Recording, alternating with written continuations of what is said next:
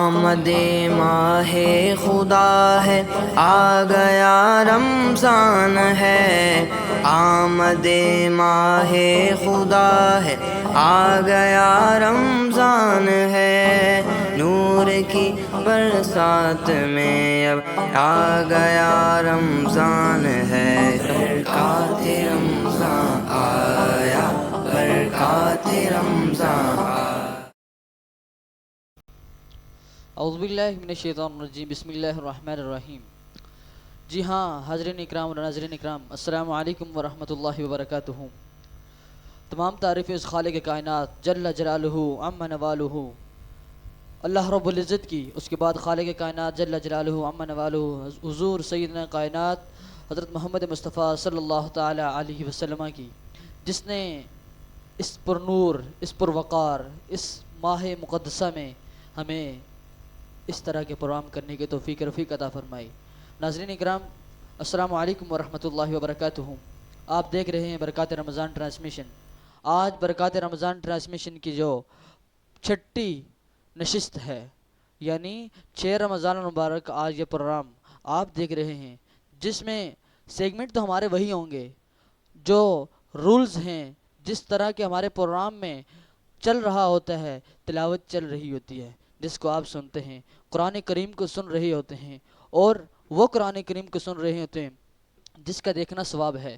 پڑھنا تو ثواب ہی ثواب ہے، لیکن ان لوگوں کے لیے دیکھنا ثواب ہے جن کو پڑھنا نہیں آتا، اور اگر وہ لوگ ابھی تک اس علم سے نا آشنا ہیں، اس علم سے ابھی تک واقف نہیں ہیں، اس علم کو ابھی تک وہ نہیں پا سکے، تو اس ماہ مقدسہ میں وہ ارادہ کریں کہ اس علم سے علم حاصل کریں، اس علم سے اس کا نور حاصل کریں، اور یہ وہ علم ہے جو آخرت میں کام آنے والا ہے۔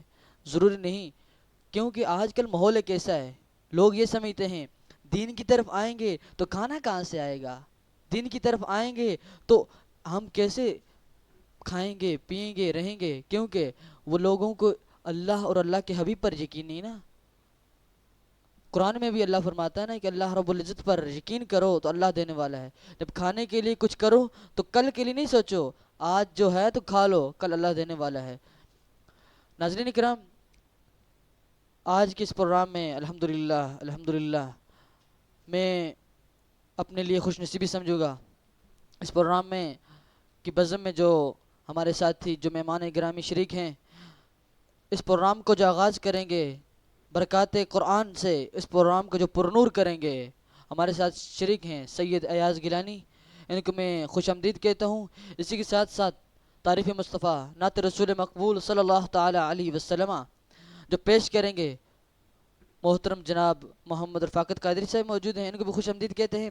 ناظرین کرام، تعریف مصطفیٰ صلی اللہ تعالی علیہ وسلم آپ سنتے ہی ہوں گے، ہر ایک کے سے سنتے ہوں گے، لیکن اور قرآن کی تلاوت بھی سنتے ہوں گے، لیکن جہاں پر جو سنا رہے ہوتے ہیں، جو تعریف مصطفیٰ نعت رسول مقبول صلی اللہ تعالی علیہ وسلم قرآن مجید فرقان حمید کی تلاوت کر رہے ہوتے ہیں، یہ کوئی عام لوگ نہیں ہیں، یہ وہ لوگ ہیں جن کے لیے اللہ کے حبیب نے فرمایا کہ طلباء کرام جب علم حاصل کرنے کے لیے نکلتے ہیں تو ان کے قدموں کے نیچے فرشتے پر بچھاتے ہیں۔ اللہ اکبر، یہ وہی طلباء کرام اس پروگرام میں ہمارے ساتھ شریک ہیں۔ ناظرین کرام، اس پروگرام کو بغیر میں ٹائم لیتے ہوئے اس پروگرام کا آغاز کرنے کے لیے گزارش کروں گا محترم جناب، اللہ نے بڑا مقام دیا ہے، حافظ محمد ایاز گیلانی صاحب سے، کہ اس پروگرام کا آغاز تلاوت کلام رحمان برکات قرآن سے فرما دیجیے۔ برکات رمضان، اعوذ باللہ من الشیطان الرجیم، بسم اللہ الرحمن الرحیم۔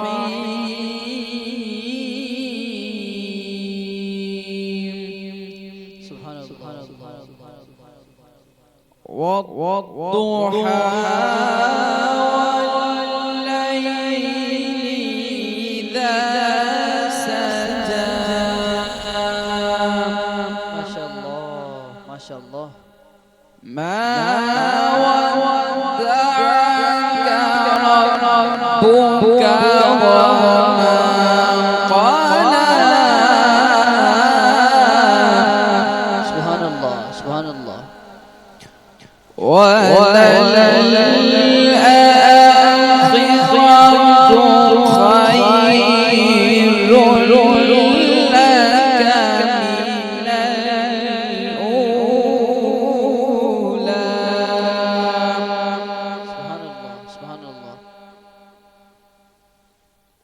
والضحى والليل إذا سجى ما ودعك ربك وما قلى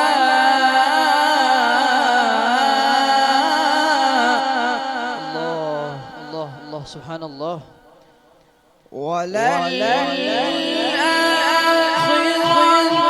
خير لك من الأولى ولسوف يعطيك ربك فترضى.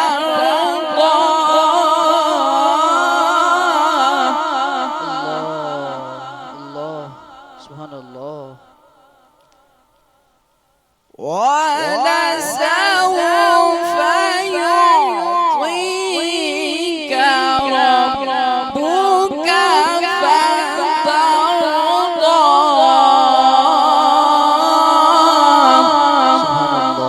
سبحان الله. ألم يجدك يتيما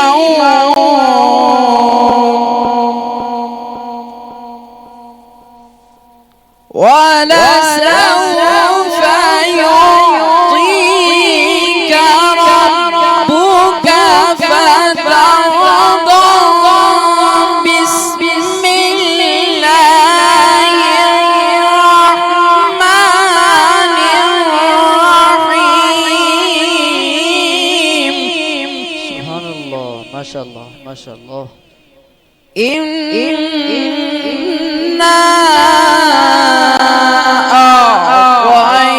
أعطيناك الكوثر ما شاء الله. فصل لربك وانهر إن شانئك هو الأبتر. ما شاء الله ما شاء الله. آمنت بالله صدق الله العظيم. سبحان اللہ ماشاء اللہ. کتنی ہی خوبصورت آواز. اللہ رب العزت سے دعا ہے کہ اللہ تعالیٰ ان کی آواز میں اور اس طرح خوبصورتی اور مٹھاس رکھے اور مزید اس طرح یہ قرآن کی تلاوت کرتے جائیں. ان کے ماں باپ کو بھی فخر ہوگا, ان لوگوں کے ماں باپ کو بھی فخر ہوگا جن کے طلباء, جن کے بچے, ان اساتذہ کو بھی فخر ہوگا جن کے اسٹوڈنٹس, جن کے شاگرد اس طرح قرآن کی تلاوت کرتے ہوں گے اور لوگوں کو اس قرآن سے سنا کر لوگ خوش ہوتے ہوں گے. اللہ اکبر. حدیث میں ہے نا, کسی کو خوش کرنا بھی ایک عبادت ہے. تو جب کوئی قرآن خود سن رہا ہوگا اور سن کر خوشی محسوس کر رہا ہوگا تو یہ کیا کہاں تک وہ بات جائے گی, کون کون لوگوں کو اس ثواب میں حصہ مل رہا ہوگا. ناظرین اکرام, اسی صورت کی تلاوت کر رہے تھے. قرآن تو ہے ہی باکمال.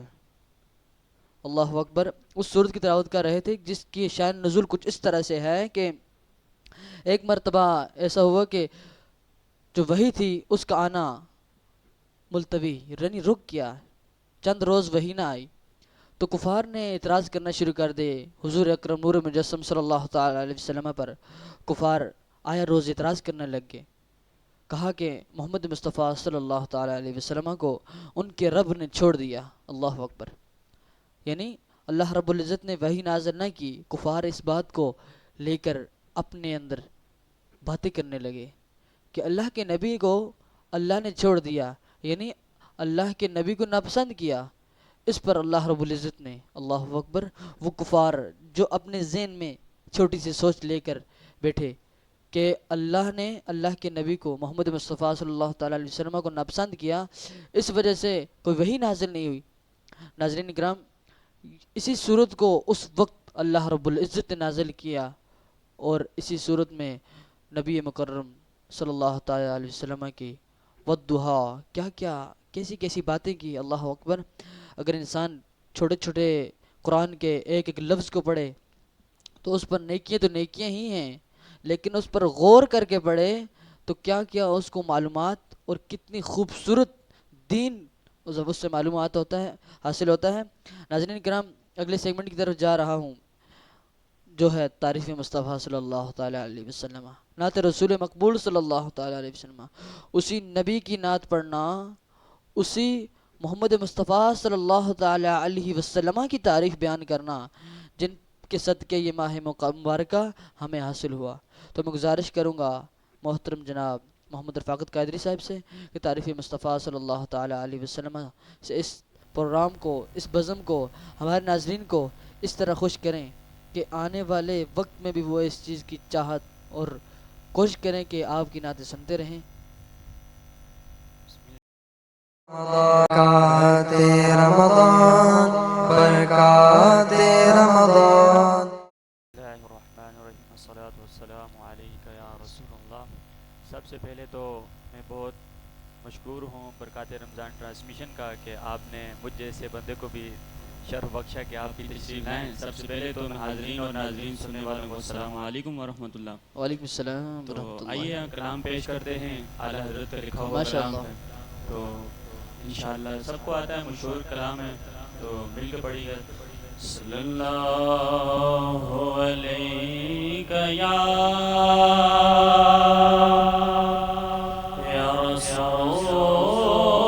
رسول اللہ، سبحان اللہ۔ وسلم علیک یا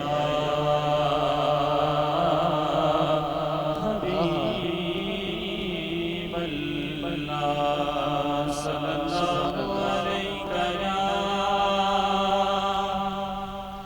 یا رسول اللہ، وسلم علیک یا حبیب اللہ۔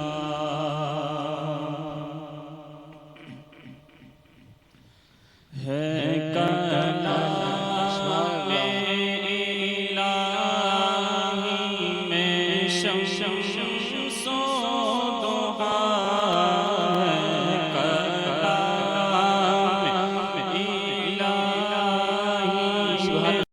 میں شمس و ضحا، تیرے چہرہ نور پیدا کی قسم، قسم شب تار راز یہ تھا کہ حبیب کی زلف دوتا کی قسم، قسم شب تار راز یہ تھا کہ حبیب کی زلف دوتا کی قسم، تیرے خلق کو حق نے عظیم کہا،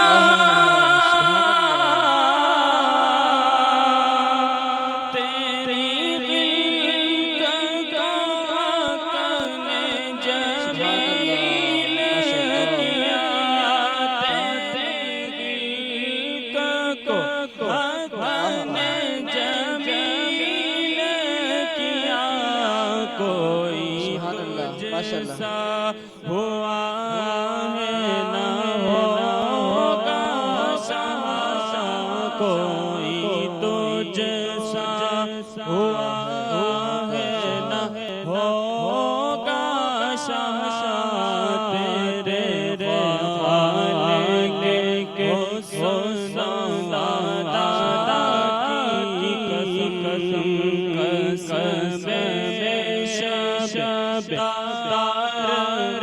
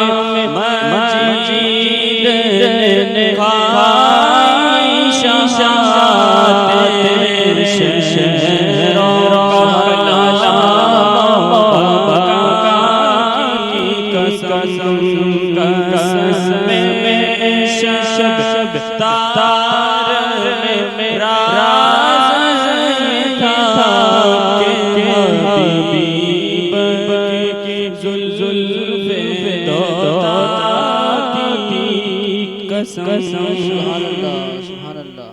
یہی کہتے بلبل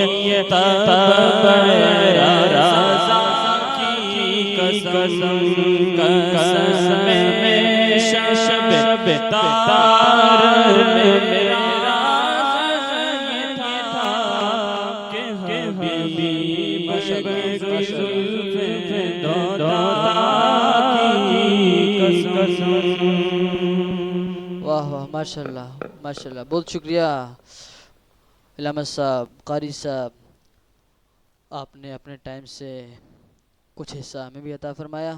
اور ناظرین اکرام، سنا آپ نے کتنے خوبصورت آواز میں تعریف مصطفیٰ صلی اللہ تعالیٰ علیہ وسلم پیش کر رہے تھے، نعت رسول مقبول صلی اللہ تعالیٰ علیہ وسلم پیش کر رہے تھے. اور کلام کس کا پیش کر رہے تھے؟ وہ کلام جس کو اعلیٰ حضرت وقت کے امام مجدد دوران جنہوں نے لکھا، اتنا لکھا کہ لوگ آج بھی پریشان ہیں ان کے لکھنے پر، ان کے مقام و مرتبے پر آج بھی لوگ باتیں کرتے ہیں. ناظرین اکرام، وہ کوئی عام شخصیت نہیں. انہوں نے جس موضوع پر بھی قلم اپنا اٹھایا تو اپنے آپ کو اس وقت کا امام کہلانے لگے. اللہ اکبر. ہے کلام الہی میں شمس الضحیٰ، تیرے چہرے نور و فضا کی قسم، قسم شب تار میں راز ہی تھا کہ حبیب کی زلف دوتا کی قسم. اللہ اکبر. اعلیٰ حضرت کے شعر کی وضاحت اگر کریں تو بہت ہی طویل ٹائم لگ جائے گا. مختصر اس شعر کی وضاحت اس طرح سے ہے. قرآن مجید فرقان حمید میں اللہ رب العزت نے سورہ شمس اور سورۃ الضحیٰ، جس کی ابھی اسی پروگرام میں، جس سورت سے اس پروگرام کا آغاز کیا گیا، اللہ اکبر، اس میں فرمایا کہ اللہ پاک نے آپ صلی اللہ تعالیٰ علیہ وسلم کو کہ چہرے انور کی قسم یاد فرمائی، اور واللیل فرما کر آپ صلی اللہ تعالیٰ علیہ وسلم کی خم دار سیاہ زلفوں کی، اللہ اکبر، آپ کی زلفوں کا بھی ذکر فرمایا. ناظرین اکرام، آپ دیکھتے رہیں اس پروگرام کو. انشاءاللہ اسی پروگرام میں آپ کو ہر وہ بات پہنچے گی. آپ دیکھنے کے لیے، آنے والے پروگرام کو دیکھنے کے لیے کوشش کرتے رہیں گے اور انتظار کریں گے کہ برکات رمضان ٹرانسمیشن کب لائیو کا بٹن، اس کا آپشن اوپن ہوگا. ناظرین اکرام، ابھی وقت ہے روحانی علاج، یعنی آپ کے مسائل، آپ کی پریشانیوں کا حل انشاءاللہ اس پروگرام میں کیا جاتا ہے. اور آپ تو ضرور علامہ صاحب کو پہچان بھی گئے ہوں گے کہ جو آپ کی خاطر آپ کی پریشانیوں کو اپنے ذہن میں رکھتے ہوئے روزمرہ ہر وہ چیز، ہر وہ بات آپ تک پہنچانے کی کوشش کر رہے ہیں جس کو ہر انسان اپنے ذہن میں لے ہوئے بیٹھا ہے. تو ہمارے ساتھ شریک ہیں علامہ قاری محمد کامران قادری صاحب. السلام علیکم ورحمۃ اللہ وبرکاتہ. ماشاء اللہ علامہ صاحب، بہت مجھے اچھا محسوس کرتا ہوں اور اچھا لگتا ہے کہ ناظرین اکرام تک ہماری وہ بات پہنچ رہی ہوگی یقیناً، کیونکہ ہمارے یہ پروگرام بتا رہے ہوتے ہیں کہ ضروری نہیں کہ ہزاروں لاکھوں تک لوگ دیکھیں. اگر 100 لوگ بھی دیکھ رہا ہوگا، 100 لوگوں میں سے 10 لوگ بھی آپ کی بات کو حاصل کر رہے ہوں گے تو ضرور انشاءاللہ ہمیں اس چیز کا ہمارا جو مقصد ہے وہ ہمیں مقصد حاصل ہو رہا ہے. تو آج آپ ایسا کون سا وظیفہ لے کر آئے ہیں جو آج بھی ناظرین اکرام اس سے فائدہ اٹھائیں گے؟ برکات رمضان، برکات رمضان، برکات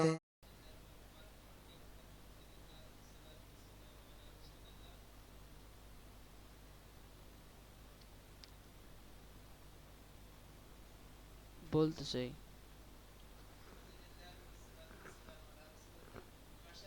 جیسے کہ آپ نے کہا کہ الحمدللہ ہمارا اگرچہ زیادہ لوگ نہیں دیکھ رہے اس کو، لیکن جتنے دیکھ رہے ہیں نا، اتنوں کے لیے اگر ان تک بھی ہمارا پیغام پہنچ رہا ہے تو یہ بھی بہت بڑی بات ہے. انشاءاللہ آگے بھی یہ سلسلہ جاری رہے گا. پہلے تو سب سے پہلے آپ کا شکریہ، اور آپ نے ہمیں اس کام کے لیے چوز کیا، مدعو کیا. آج ہم بہت ہی ایک خاص وظیفہ لے کر ناظرین کے لیے حاضر ہوئے ہیں. وہ وظیفہ ہر کسی بندے کے لیے، اچھا.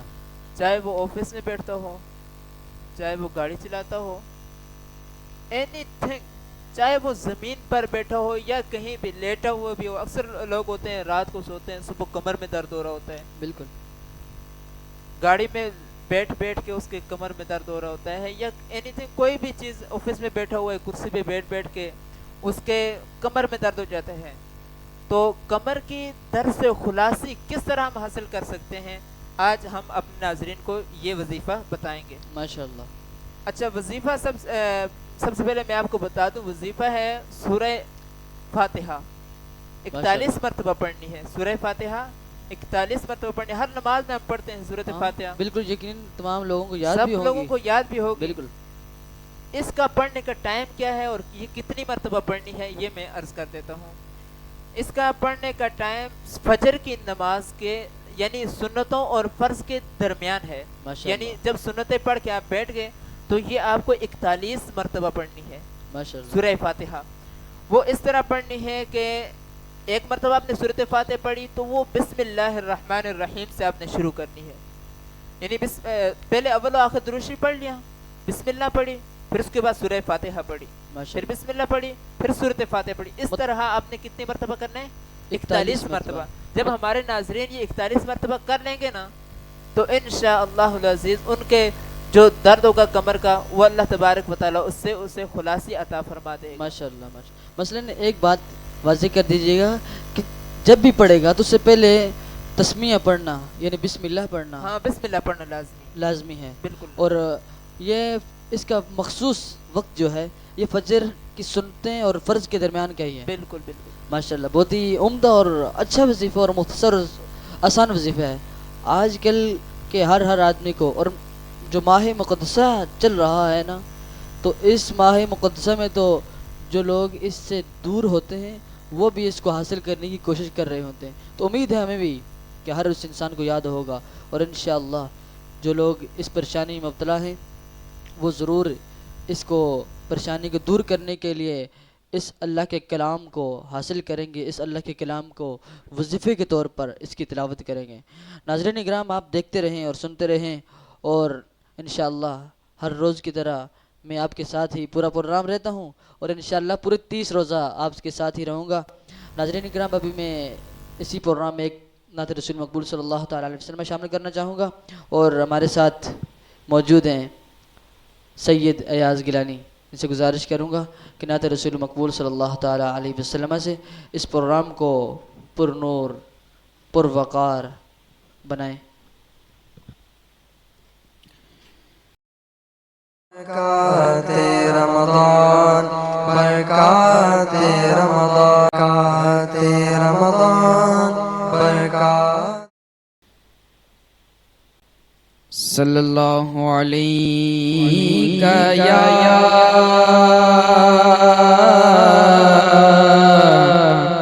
یا رسول اللہ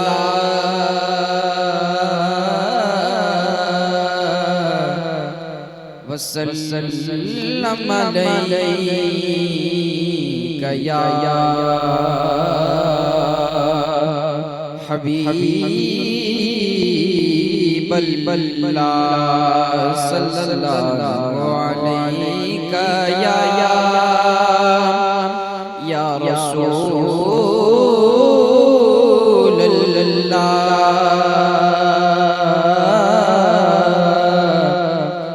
وسلم علیک یا حبیب اللہ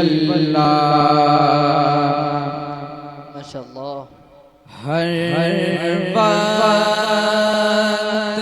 تصور میں مدینے کی گلیوں ہر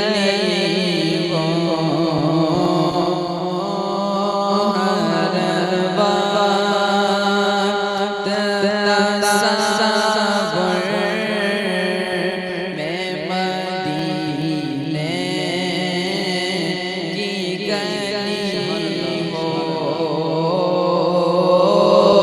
اور یاد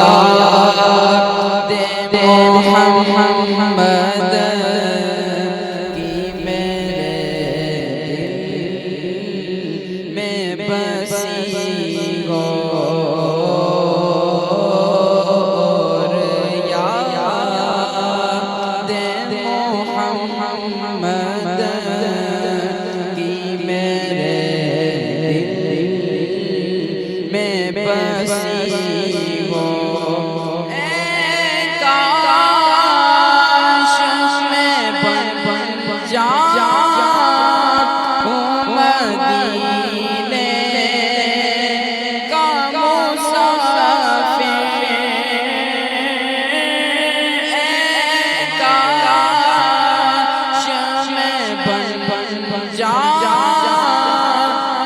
مدینے کا مسافر کاش میں بن جاؤں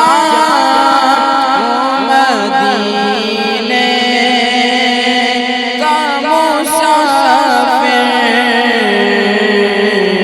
پھر روتی ہوئی پاک و پاک چلی ہو پھر روتی ہوئی پاک و پاک چلی ہو کاش مدینے میں مجھے موت یوں آئے کاش مدینے میں مجھے موت یوں آئے قدموں میں تیرے سر ہو میری روح چلی ہو قدموں میں تیرے سر ہو میری روح چلی ہو اور یاد محمد کی میرے دل میں بسی ہو اور یاد محمد کی میرے دل میں بسی ہو سبحان اللہ ماشاءاللہ بہت ہی خوبصورت آواز میں بہت ہی خوبصورت کلام پیش کر رہے تھے جو کہ ہر انسان ہر وہ آدمی جو یاد مدینہ میں اس طرح کے کلام اور تڑپ رکھتا ہے اس مقام کی، اس بارگاہ اقدس کی حاضری کی پیش ہونے کی۔ ناظرین اکرام، اب وقت ہے علماء سے گفتگو کا، اب وقت ہے آپ کے مسائل سے حل کا، اور آج کے اس پروگرام کے جو ہمارے مہمان خصوصی ہیں، علماء سے ہی ہمیں ہر وہ مسئلہ، ہر وہ چیز جو دنیا میں تو ہے ہی ہے، آخرت میں بھی بھلائی کا سامان بنے گی، انہی سے حاصل ہوتی ہے۔ تو اسی کے توسل، اور میں کہوں گا کہ آج کے اس پروگرام میں جو ہمارے مہمان خصوصی ہیں، محترم جناب مفتی علامہ محمد انیس قادری صاحب، السلام علیکم ورحمۃ اللہ وبرکاتہ۔ علامہ صاحب، کیسے مزاج آپ کے؟ الحمدللہ، بہت بہت شکریہ، آپ تشریف لائے آج کے اس ہمارے پروگرام میں اور آپ نے ٹائم عنایت فرمایا۔ ناظرین اکرام، آج کا جو ہمارا موضوع ہے، جو ٹاپک ہے، جو آپ تک پہنچانے کی کوشش ہے، بڑا ہی عمدہ موضوع ہے، اور بہت سارے لوگ ایسے بھی ہیں جو اس کو اپنے ذہن میں بٹھائے بیٹھتے ہیں، اپنے ذہن میں رکھتے ہیں، اور ان کی مخالف جو موضوع ہے اس کے مخالف وہ سوچ پیدا رکھتے ہیں۔ تو انشاءاللہ آج اس موضوع پر بڑی ہی عمدہ انداز سے، بڑی ہی اچھا ایک خطیبانہ اس طرح کے پروگرام، اور ہم نے ان سے سنا، بڑی اچھی گفتگو کرتے ہیں۔ وہ موضوع ہے کیا ہی ذوق افزا شفاعت ہے تمہاری واہ واہ، یعنی شفاعت مصطفیٰ صلی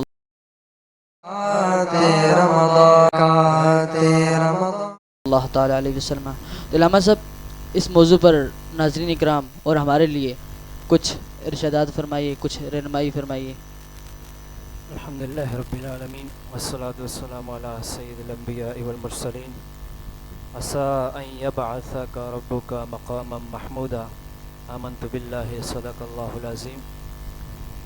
سب سے پہلے تو میں آپ کا شکریہ ادا کرتا ہوں کہ اس مبارک مجلس علم کے اندر آپ نے مجھ جیسے بندہ ناچیز کو مدعو کیا، اور یقیناً آپ مبارکباد کے مستحق بھی ہیں کہ جو ایک یہ خوبصورت ان رمضان المبارک کی برکت والی سعادتوں میں ایک بابرکت مجلس سجائے بیٹھے ہیں۔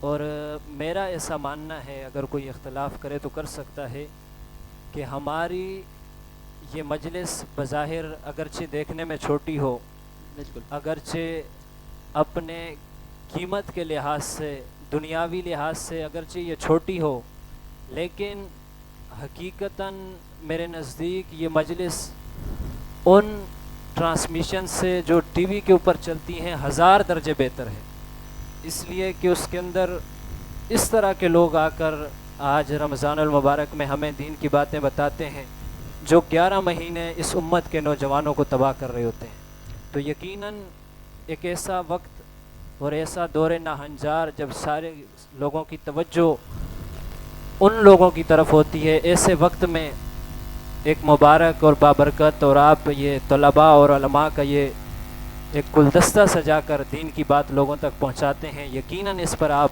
مبارکباد کے مستحق ہیں۔ بہت بہت اور شکریہ۔ میں اللہ تعالیٰ کی بارگاہ میں دعا گو ہوں کہ خالق کائنات آپ کو دن دگنی رات چگنی ترقی عطا فرمائے، اور آپ کے اس کار خیر کو اپنی بارگاہ میں قبول و منظور فرمائے۔ جس موضوع کی طرف آپ نے اشارہ کیا، چند ایک گزارشات اس پہ عرض کر کے پھر انشاءاللہ اجازت چاہوں گا۔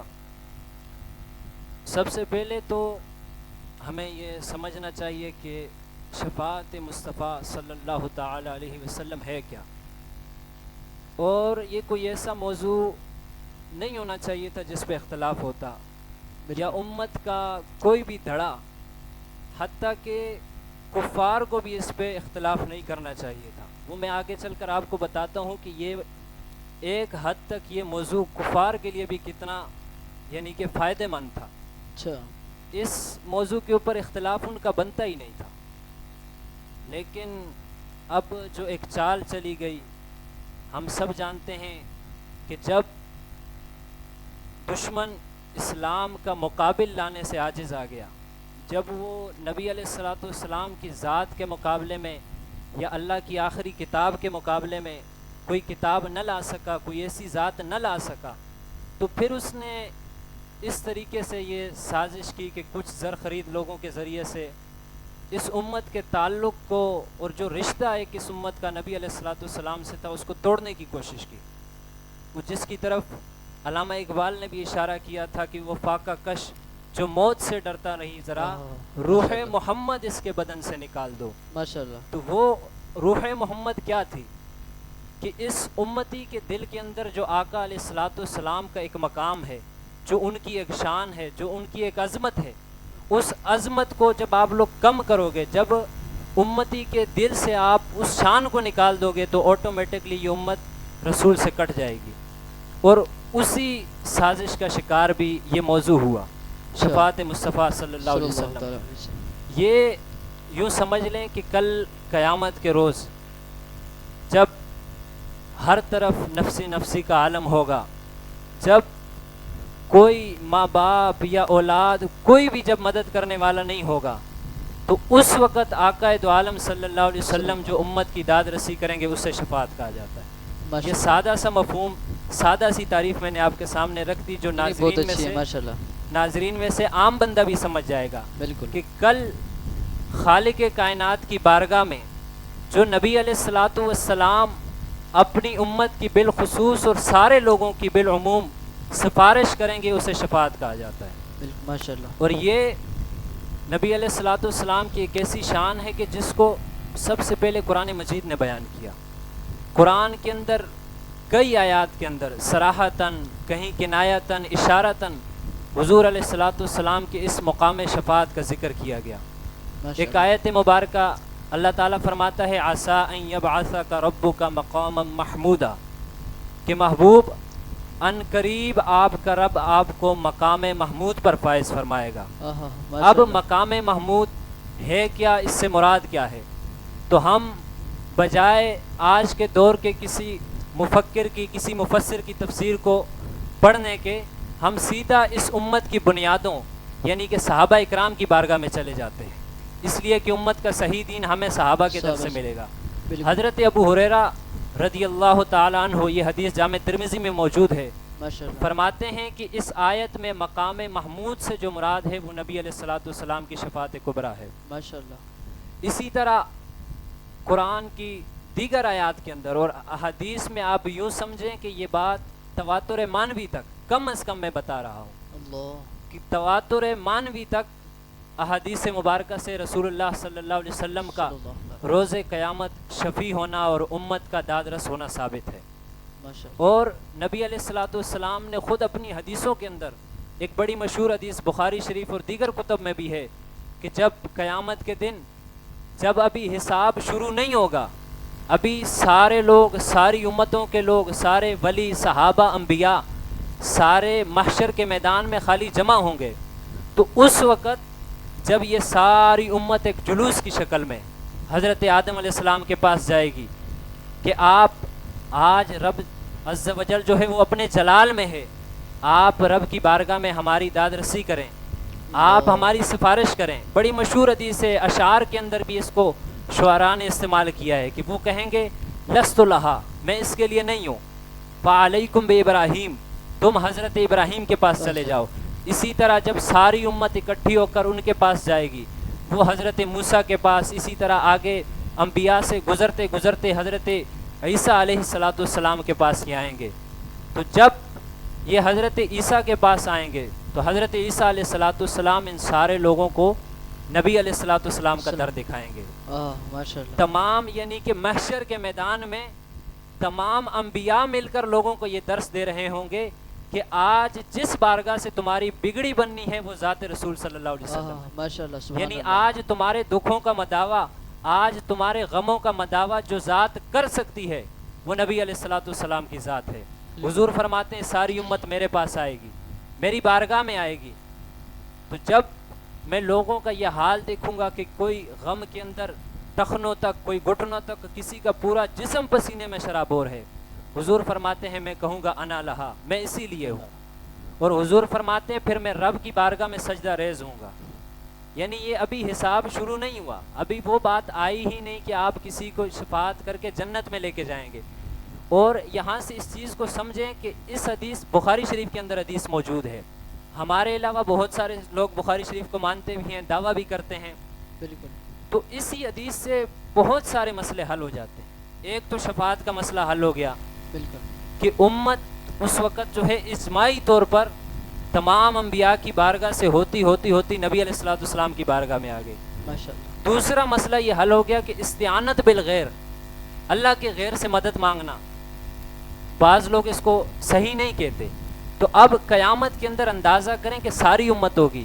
اور میں یہاں ایک جملہ ایڈ کر دوں کہ ہماری امت کے اندر اگر صحابہ کا کسی مسئلے پہ صحابہ اکٹھے ہو جائیں تو اسے صحابہ کا اجماع کہا جاتا ہے، جی یا فقہ کے اندر آپ نے پڑھا ہوگا کچھ اجماع صحابہ کے ہوتے ہیں، پھر اجماع سکوتی یا اس طرح کے، لیکن یہ ایک ایسا مسئلہ ہوگا کہ کل قیامت کے دن صرف نبی علیہ الصلوۃ والسلام کی امت تو نہیں جائے گی نا، اس لیے کہ اگر نبی علیہ الصلوۃ والسلام کی امت حضرت آدم کی بارگاہ میں جاتی، ان کی اپنی امت نہ جاتی تو کوئی تک ہی نہیں بنتی تھی، بالکل اس لیے کہ ہر نبی پہلے اپنی امت کی سفارش کرے گا، بالکل تو یقیناً جب حضرت آدم کی بارگاہ میں گئے ہوں گے تو حضرت آدم کی امت بھی موجود ہوگی۔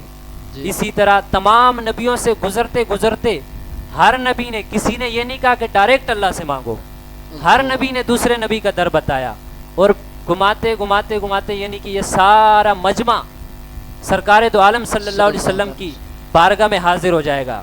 تو یعنی کہ یہ ایک ایسا اجماع ہے کہ جس کے اوپر کائنات انسانیت کے اندر اس مسئلے کے علاوہ کسی مسئلے پہ اتنا بڑا اجماع نہیں ہوگا ماشاء اللہ کہ ساری امتیں، سارے نبی، سارے صحابہ، سارے ولی اس بات پہ متفق ہیں کہ آج نبی علیہ الصلوۃ والسلام لوگوں کی مدد فرمائیں گے، ماشاء اللہ آج نبی علیہ الصلوۃ والسلام لوگوں کی داد رسی فرمائیں گے۔ حضور فرماتے ہیں جب وہ میرے پاس آئیں گے میں رب کی بارگاہ میں سجدے میں سر رکھوں گا، یہ طویل حدیث ہے، پھر رب فرمائے گا کہ محبوب سر کو اٹھاؤ، مانگو آپ کو دیا جائے گا، تو حضور فرماتے ہیں کہ پھر اس کے بعد جب اللہ تعالیٰ میری اس عرض کو قبول کرے گا تو لوگوں کا حساب شروع فرما دے گا۔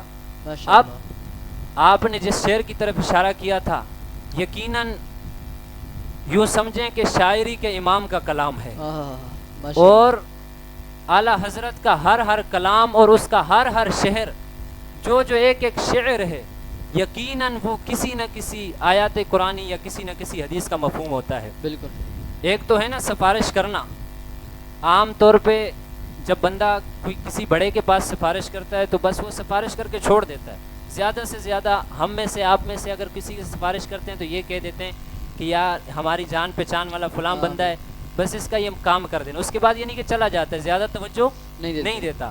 اعلیٰ حضرت فرماتے ہیں کیا ہی ذوق افزا شفاعت ہے تمہاری واہ واہ، قرض لیتی ہے گناہ پرہیزگاری واہ واہ، سبحان کہ اللہ کل بروز قیامت آقا دو عالم صلی اللہ علیہ وسلم صرف شفاعت نہیں فرمائیں گے بلکہ اس انداز سے رحمت فرمائیں گے، اپنے امتیوں پر اس پیار سے سرکار دو عالم صلی اللہ علیہ وسلم شفقت اور رحمت فرما رہے ہوں گے کہ اعلیٰ حضرت اگلے مصرے میں فرماتے ہیں کہ جو پرہیزگاری ہے، جو نیکوکار ہیں، وہ گناہ گاروں کے پاس آ کے گناہوں کا قرض لے رہے ہوں گے۔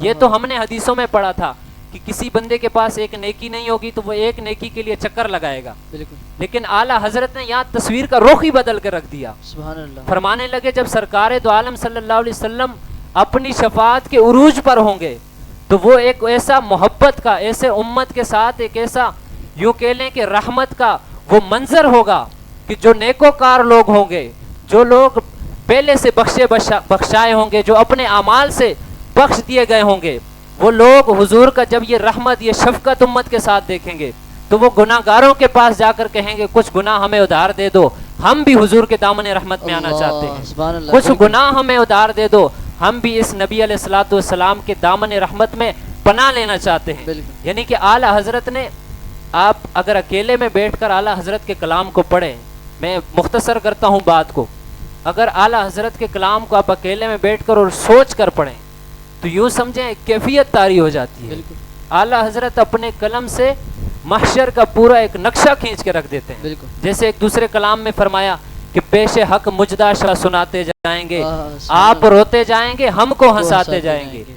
آپ اکیلے میں بیٹھیں، اس چیز کو تصور کریں، اور اس سے جو اگلا مصرع ہے اعلیٰ حضرت فرماتے ہیں لو وہ آئے مسکراتے ہم اسیروں کی طرف، بندہ اگر تھوڑا مراقبے کی حالت میں سر جھکا کر اپنے ذہن کے اندر وہ محشر کا نقشہ لائے اور پھر امام کے اس کلام کو پڑھے کہ لو وہ آئے مسکراتے ہم اسیروں کی طرف، تو ایک کیفیت سی بن جاتی ہے، ایک دل کے اندر ایک تڑپ سی پیدا ہو جاتی ہے کہ کس طریقے سے امام اہل سنت نے سرکار دو عالم صلی اللہ علیہ وسلم کی شفاعت کو بیان کیا ہے۔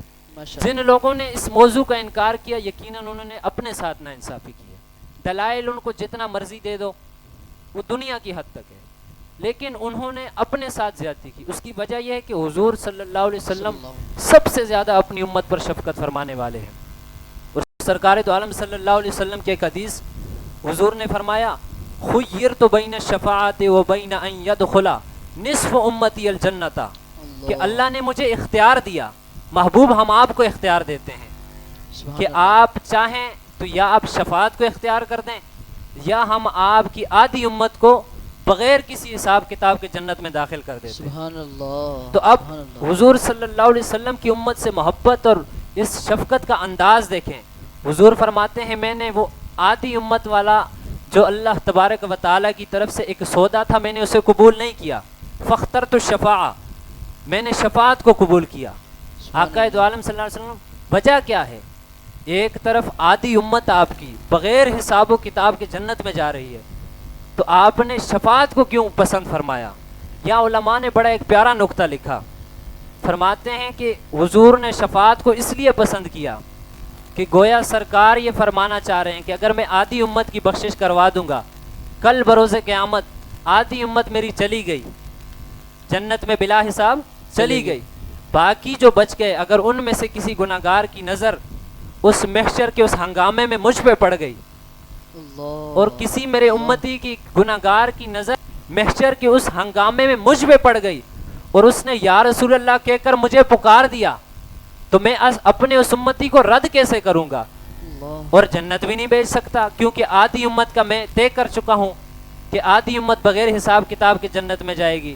تو میں یہ بھی نہیں چاہتا کہ میرا امتی مجھ سے مانگے اور پھر بغیر پائے لوٹ جائے، اللہ سبحان اللہ۔ اور ایسا بھی نہیں ہو سکتا کہ جب اللہ تعالیٰ سے ایک چیز طے ہو گئی تو دوسری ہو۔ تو حضور فرماتے ہیں میں نے شفاعت کو پسند کیا۔ حدیث کے لفظ ہیں حضور نے فرمایا لِأَنَّهَا أَعَمٌ وَأَكْفَى، اس لیے کہ جو آدھی امت کو جنت میں لے جانے کا معاملہ ہے وہ ایک خاص ہے، ایک فیگر ہے، ایک حد ہے، لیکن جو شفاعت کو میں نے پسند کیا یہ ایک عام ہے، یعنی میں اس کے ذریعے سے اپنی ساری امت کو بھی جنت میں لے کے چلا جاؤں گا۔ بالکل، اور یہ صرف کہیں سنی سنائی بات نہیں ہے، بلکہ جو قرآن کی آیت ہے سورۃ الضحیٰ میں کہ وَلَسَوْفَ يُعْطِيكَ رَبُّكَ فَتَرْضَىٰ، اس آیت کی تفسیر میں امام فخر الدین رازی کہ اللہ فرماتا ہے نا کہ محبوب ہم آپ کو اتنا دیں گے کہ آپ راضی ہو جائیں گے۔ بالکل، امام راضی فرماتے ہیں، حدیث نقل کرتے ہیں کہ اِذَا لَا أَرْضَىٰ وَاحِدٌ مِّنْ أُمَّتِي فِي النَّارِ، کہ میں اس وقت تک راضی نہیں ہوں گا جب تک میرا ایک بھی امتی جہنم میں ہوگا۔ تو یعنی سرکار دو عالم صلی اللہ علیہ وسلم کی شفاعت کو پسند کرنے کا ایک وجہ یہ بھی تھی کہ حضور اپنے سارے امتیوں کو اٹھا کر جو ہے وہ جنت میں ڈال دیں گے۔ لیکن یہاں پر ایک ضروری چیز سمجھنے والی ہے، یہ شفاعت کی چیزوں کو بیان تو کیا جاتا ہے، حضور علیہ الصلوۃ والسلام کا مقام و مرتبہ تو ہے، لیکن یہ امت کو گناہوں پر جری کرنا مراد نہیں ہے، اس لیے کہ حضور نے حدیثوں میں فرمایا کہ جب میں شفاعت کروں گا رب کی بارگاہ میں سجدہ کروں گا، حکم ہوگا کہ ان کو جہنم سے نکال کے جنت میں ڈال دو۔ تو اس سے یہ تو پتہ چل گیا کہ وہ لوگ جن کو جنت میں ڈالا جا رہا ہے وہ کچھ جہنم میں بھی ہوں گے، یعنی بندے کو اس کے گناہوں کی سزا کچھ نہ کچھ مل رہی ہوگی۔ تو شفاعت کا یہ مطلب قطعاً نہیں ہے کہ بندہ سمجھے میں نے کلمہ پڑھ لیا، حدیث میں ہے کہ جس کے دل میں رائی کے دانے کے برابر ایمان ہوگا یا جس نے کلمہ پڑھ لیا ہوگا وہ جنت میں چلا جائے گا۔ جیسے بعض پڑھے لکھے لوگوں نے شفاعت کے مفہوم کو غلط سمجھ کر اس طریقے سے امت کو اعمال سے دور کر دیا کہ بھائی عمل نہیں کرو حضور شفاعت فرمائیں گے، تو ایسا نہیں ہے۔ اس لیے کہ جب آپ اپنے دل میں حضور علیہ الصلوۃ والسلام سے شفاعت کی امید رکھتے ہیں تو یقیناً آپ ان سے محبت رکھتے ہیں، اس لیے امید رکھتے ہیں نا۔ بالکل، اور محبت میں یہ لازم ہوتا ہے کہ محب جو ہے وہ محبوب کی ہر بات کو مانے، جب تک وہ محبوب کی ہر بات کو مانتا نہیں سچا محبت کرنے والا نہیں کہلاتا۔ تو اگر ہم رسول اللہ صلی اللہ علیہ وسلم سے محبت کا دعویٰ کرتے ہیں اور ہمارا یہ بھی ایک عقیدہ ہے کہ حضور ہماری شفاعت فرمائیں گے، تو یقیناً ہمیں حضور علیہ الصلوۃ والسلام نے جن باتوں کا حکم دیا ان پہ عمل کرنا چاہیے، بالکل جن سے روکا ان سے بچنا چاہیے، بے شک۔ اس لیے کہ یہ امت شفاعت بھی اسی صورت میں ہے جب امت کا تعلق نبی سے ہوگا۔ جب تعلق ہی نہیں ہوگا امت کا نبی علیہ الصلوۃ والسلام سے، جہاں نبی علیہ الصلوۃ والسلام نے یہ بیان کیا کہ فلاں فلاں فلاں بندہ شفاعت کرے گا، یا ایسا بندہ جیسے ایک حدیث میں من زار قبری وجبت لہو شفاعتی، جس نے میری قبر کی زیارت کی اس کے لیے میری شفاعت لازم ہے۔ تو اسی طرح حضور نے بہت ساری حدیثوں میں یہ بھی فرمایا کہ جو فلاں کام کرے وہ ہم میں سے نہیں ہے، جو فلاں کام کرے میں اس سے بری ہوں، جو فلاں کام کرے وہ قیامت کے دن شفاعت سے محروم ہے۔ تو یعنی یہ چیزیں کچھ اس طرح کے اوامر و نواہی ہیں جن پر ہمیں عمل کرنا اور جن سے بچنا ضروری ہے، اس لیے کہ امت کا تعلق اگر نبی علیہ الصلوۃ والسلام سے ہوگا تو تب جا کر قیامت کے اندر یہ امت جو ہے نبی علیہ الصلوۃ والسلام کی شفاعت کی حقدار بھی ہوگی اور جنت میں بھی جائے گی۔ ماشاء اس لیے کہ وہ میں یہاں کوٹ کر دوں ہمارے ایک بابا جی کا مشہور جملہ کہ گناہ گار کی معافی ہے، غدار کی معافی نہیں ہے۔ یعنی غدار اگر کعبے کے غلاف کے اندر بھی ہو، حدیثوں میں موجود ہے ابن خطل گستاخ رسول تھا خانہ کعبہ کے اندر، صحابہ نے آ کے حضور کو خبر دی یا رسول اللہ ابن خطل متعلقم باستار الکعبہ، کعبے کے غلاف کے اندر چھپا ہوا ہے لیکن غدار تھا۔ غدار تھا۔ جو گناہ گار تھے ہو گئی معافی، قیامت تک جو گناہ کرتے رہیں گے انجانے میں جن سے گناہ ہو گئے حضور ان کی شفاعت بھی فرمائیں گے، اس لیے کہ حضور نے فرمایا میری یہ شفاعت کبیرہ گناہ والوں کے لیے ہے، یعنی میری امت کے گناہ گار لوگوں کے لیے ہے جو مظلوم ہوں گے، گناہ گار ہوں گے۔ غدار نہ پہلے اس کی معافی ہے نہ قیامت میں ہوگی۔ تو ہمیں یہ اپنی زندگی کے اندر اس چیز کو نافذ کرنا ہے کہ ہم نے نبی علیہ الصلوۃ والسلام کا غدار نہیں بننا کسی بھی لمحے۔ اور جن لوگوں نے یہ شفاعت کے اس عقیدے کو جو ہے وہ کاٹنے کی کوشش کی یا توڑنے کی کسی بھی طریقے سے اس پر حملہ کیا، دراصل انہوں نے نبی علیہ الصلوۃ والسلام کی شان پر حملہ کیا ہے۔ اور من وجہ اس لیے کہ قرآن کی کثیر آیتوں میں حدیث میں شفاعت کا عقیدہ ہے، تو شفاعت کا مطلقاً شفاعت کا انکار کرنے والا من وجہ کافر بھی ہو جاتا ہے۔ اور حضرت انس بن مالک کی حدیث ہے، آپ فرماتے ہیں کہ جس نے شفاعت کو جھٹلایا، یعنی نبی علیہ الصلوۃ والسلام کے شفیع ہونے کا جس نے انکار کیا، جس نے جھٹلایا، تو اس کے لیے شفاعت میں سے قیامت میں کوئی حصہ نہیں ہوگا۔ تو یہ وہ بات ہے جس کی طرف میں کہہ رہا تھا کہ انہوں نے اس عقیدے کے اوپر حملہ کر کے اپنے ساتھ ناانصافی کی۔ بالکل، یعنی کل قیامت کے دن ایک حدیث مبارکہ ہے، حضور نے فرمایا میں اتنی شفاعت کروں گا کہ یہاں تک کہ جو شیطان ہے، شیطان وہ تو پکا جہنمی ہے، اپنے ساتھ بہت ساروں کو جہنم میں لے گیا، لیکن میں اپنی امت کی اتنی کثرت سے شفاعت کروں گا کہ اس کے دل میں بھی تمنا جاگے گی آج شاید میری بھی بخشش ہو جائے، آج شاید میری بھی سفارش ہو جائے۔ یعنی حضور اتنی امت پر رحمت فرمائیں گے۔ اسی کی طرف اعلیٰ حضرت نے اشارہ کیا کہ کیا ہی ذوق افزا شفاعت ہے تمہاری واہ واہ، قرض لیتی ہے گناہ پرہیزگاری واہ واہ، کہ اس وقت گناہ گار جو ہیں، جو نیکوکار ہیں، وہ گناہ گاروں سے قرض لے رہے ہوں گے کہ ہمیں بھی کچھ گناہ دے دو کہ حضور کی شفاعت کے زمرے میں ہم بھی آ جائیں، ہم بھی حضور کے دامن رحمت میں آ جائیں۔ تو یہ ایک ایسا، یعنی کہ یوں سمجھیں اس امت کا شرف اور ہمارے لیے ایک بونس پیکج جسے کہتے ہیں کہ نبی علیہ الصلوۃ والسلام ہماری شفاعت فرمائیں گے، تو بجائے اس کے کہ ہم نبی علیہ الصلوۃ والسلام کی اس شان کو بیان کریں، ہم اسی حضور شفاعت نہیں کر، یہ نہیں ہو سکتا، یہ تو نہیں کر رہے ہیں۔ اس لیے امت پر بھی لازم ہے کہ وہ نبی علیہ الصلوۃ والسلام کی شانوں کو بیان کرے۔ بالکل، جو حضور صلی اللہ علیہ وسلم نے یہ کہا نا کثرت سے مجھ پر درود پڑھو، تو درود کا مطلب کیا ہے؟ بہت سارے معنی علماء نے لکھے، لیکن ایک معنی جو میرے دل کو لگا، علامہ میر زاہد ہروی رحمۃ اللہ علیہ ان کی کتاب کے حاشیے پر علامہ وحید الزمان نے صلی یعنی صلاۃ کا جو لفظ ہے اس کا آگے انہوں نے تشریح کی کہ اس کا مطلب کیا ہے، تو انہوں نے لکھا یہ ہم اللہ کی بارگاہ میں دعا کرتے ہیں۔ دعا کیا ہے؟ اللہم عظم ہو فی الدنیا بے اعلاء ذکر ہی، اے اللہ نبی علیہ الصلوۃ والسلام کو مزید عظمتیں عطا فرما، دنیا میں ان کا ذکر بلند کر کے، وفی الآخرۃ بتشفیعہ فی امتہ، سبحان اللہ، کہ آخرت میں ان کی شفاعت کو امت کے حق میں قبول فرما کر ماشاءاللہ، ان کی شان اور ان کے مرتبے کو بڑھا۔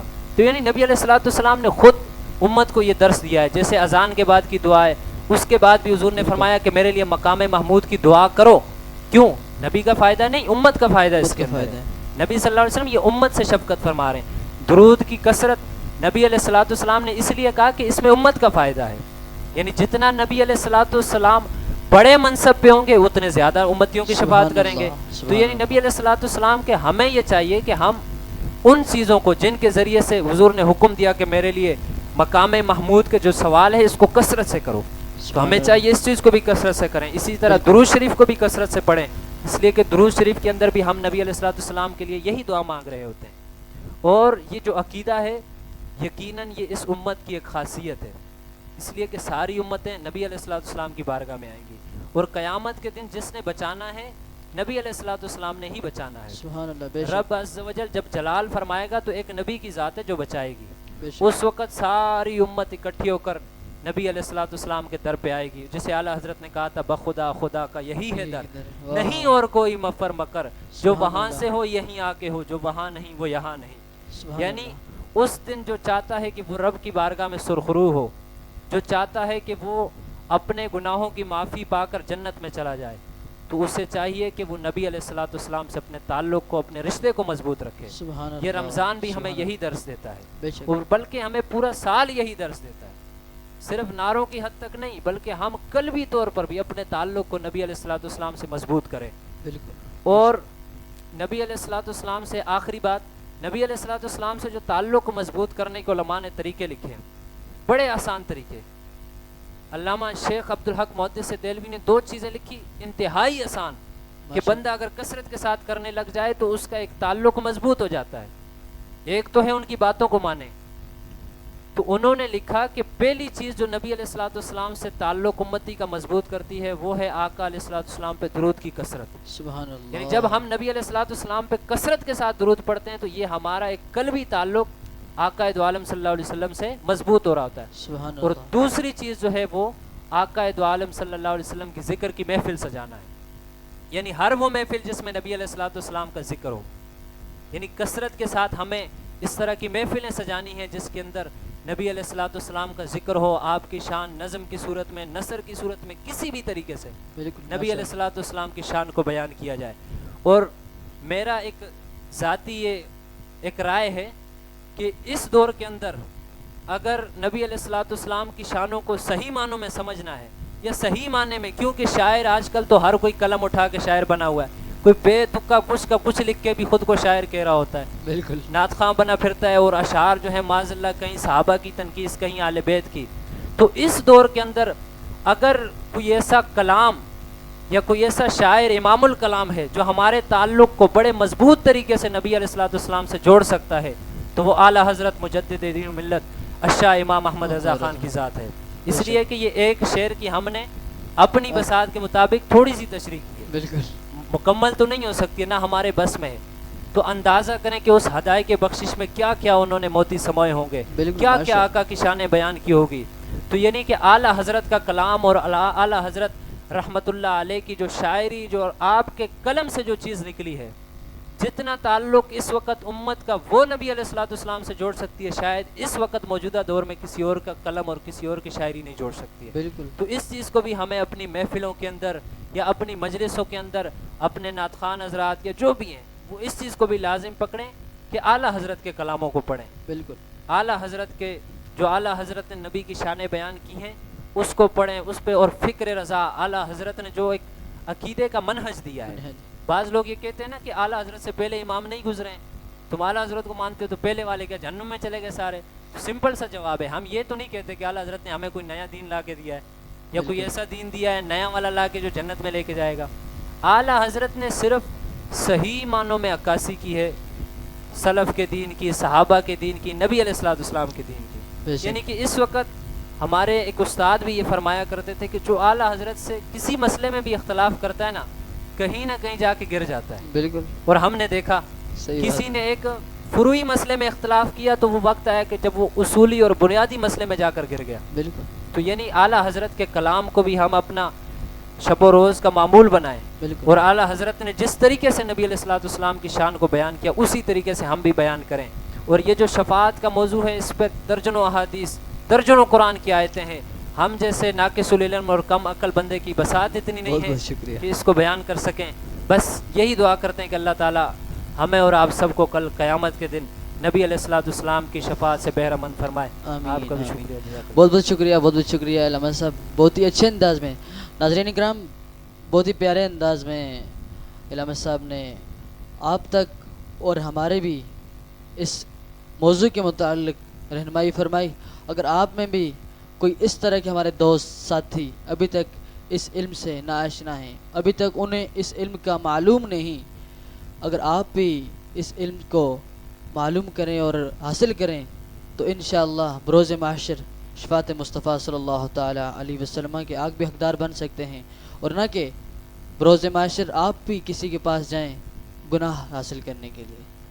اس سے بہتر اور اس سے قبل یہی ہے کہ اس دنیا میں ہی شفاعت مصطفیٰ صلی اللہ تعالی علیہ وسلم پر بات کرنا اور ان پر بغیر اپنے علم کے علماء کی مجلس میں بیٹھیں, علماء سے اس موضوع پر اس کے متعلق بات چیت کریں تو انشاءاللہ بہت اچھی آپ کی رہنمائی فرمائیں گے. ناظرین اکرام, انشاءاللہ آپ دیکھتے رہیں برکات رمضان ٹرانسمیشن, اس طرح ہم آپ تک پہنچاتے رہیں گے کلام رحمان بھی, اور اچھے اور ہر روز نئے نئے موضوعات پر علماء کی گفتگو. السلام علیکم ورحمۃ اللہ وبرکاتہ. ہے برکات رمضان آیا, برکات رمضان آیا.